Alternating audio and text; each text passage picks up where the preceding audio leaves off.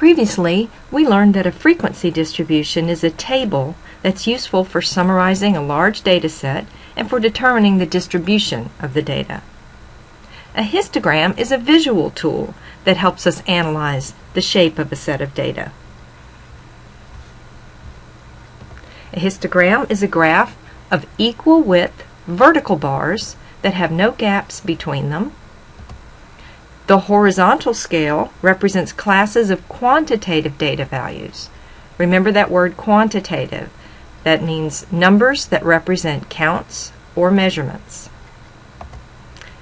The vertical scale represents frequencies. And the heights of the bars correspond to frequency values. So let's look at an example of a histogram.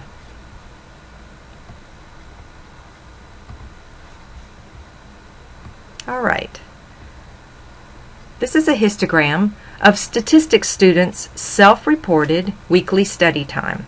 So a survey was done on a group of statistics students, and they were asked by categories of hours per week what best represented the average number of hours per week that they studied. So when we look at the histogram, we see that the bars are of equal width and they're vertical and there are no gaps between them. The horizontal scale represents those classes that the students chose from of the quantitative data values.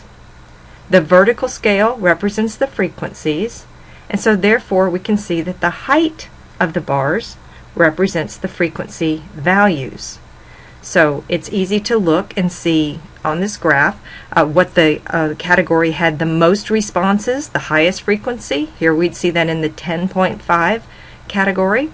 10.5 hours per week, or the lowest response category would have been 15.5. No students selected that category, so it would be 0. You can see which categories tied. The 6.5 and 7.5 hour per week categories tied, the 11.5 and 12.5. And we also get this shape of the data. Here it's actually approximating that bell curve. Not really quite there, but it's sort of gives the impression of that shape. And perhaps if a larger sample were taken, it may get closer to that bell curve. So this information came from a frequency distribution. So let's get a look at what that frequency distribution would have looked like.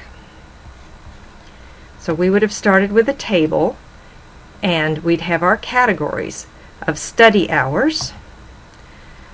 Each category would have been from starting at the lowest level of 6 hours per week up to 16.9 hours per week, and the students were asked to select which one of these categories best represents the number of hours per week that you average studying for statistics.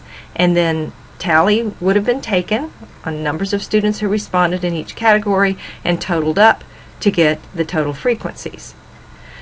So here we can actually look at the table now and see that our number of students here, if we add this up, we know how many students were surveyed. So 4, 7, 14, 22, 32, 35, 36, 37, total of 38. So this was our sample size. Remember our lowercase n sample size. Okay.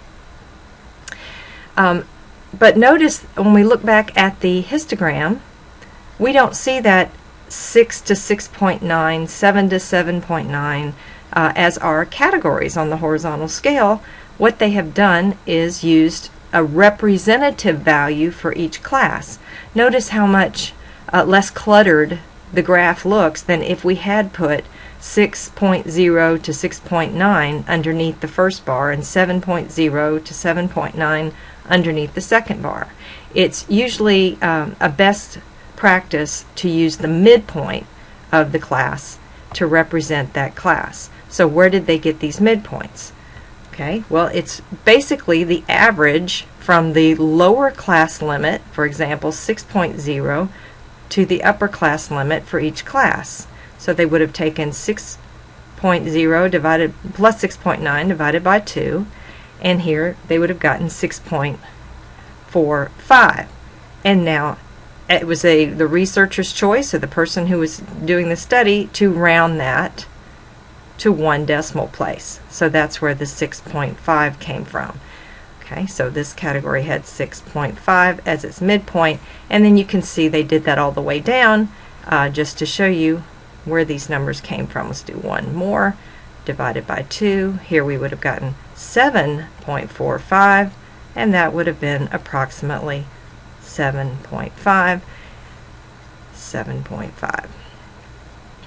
So that's where these midpoints came from. Now, thinking back to our frequency distribution, there were some definitions that we talked about. Those were, and I've used some of those words today, lower class limit. These are the first numbers here in each class. Upper class limits. We talked about class width. The width of each class can be found by looking at the difference here.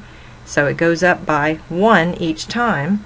Notice it's also doing that over here, going up by 1 each time. So we see that class width is consistent all the way down, and in fact we see that same class width with the midpoints, that change of 1 each time.